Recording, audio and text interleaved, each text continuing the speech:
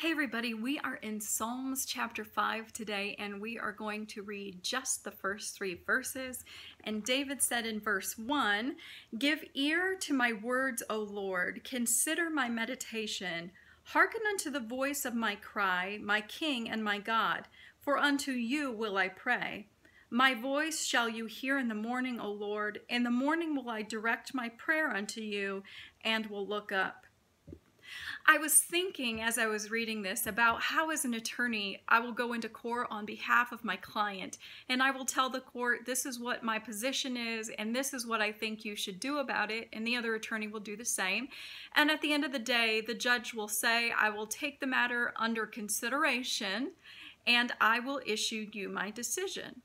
And the judge makes that decision, and whether we agree with it or not, it is something that we have to submit to. Sometimes it's not exactly what I think that the court should have done. Sometimes it's not exactly what the other side thinks the court should have done. But the court, in its own wisdom, did what they thought was best for that situation. Now, we as Christians have the authority of God to submit to, but we have to tell God, not that God needs to hear it from us, because he already knows the beginning from the end and everything in between and all of the thoughts in our mind and the things in our hearts. But he wants us to talk to him, to commune with him, and to have that time of conversation, to tell him the things that are going on in our hearts and our minds. And David said, and he begged of God, "Give ear to my words, O Lord, consider my meditation." And he said, "Hearken unto the voice of my cry." And notice how he addressed God. He said, "My King," knowing that it was God that he submitted to. It was God who had the authority over him. And then after that, he said, "And my God," meaning this is the one that I bow down to, and this is the one that I worship.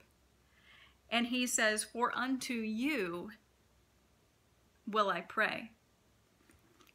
We all have a choice. We can run to God with the things that are troubling us, and we can submit them to God and beg of God to hear us, but then trusting that God will answer us in the way that God wants to answer us. Or we can run to our friends and we can get their opinion and follow their opinion. And there's a lot of people, a lot of Christians who do that.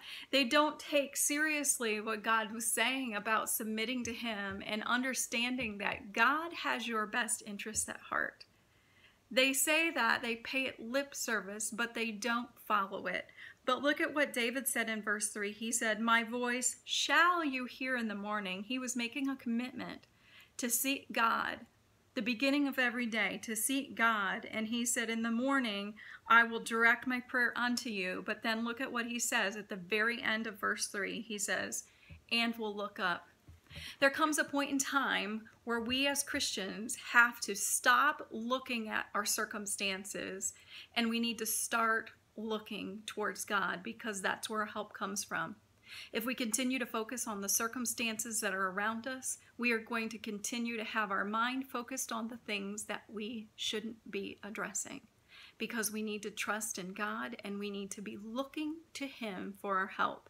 And if we're so caught up in the things that are around us, we are going to miss the answer that God has placed right in front of us. So whatever your circumstances are, pray, seek God, and then look up, because he has already answered you. Until next time.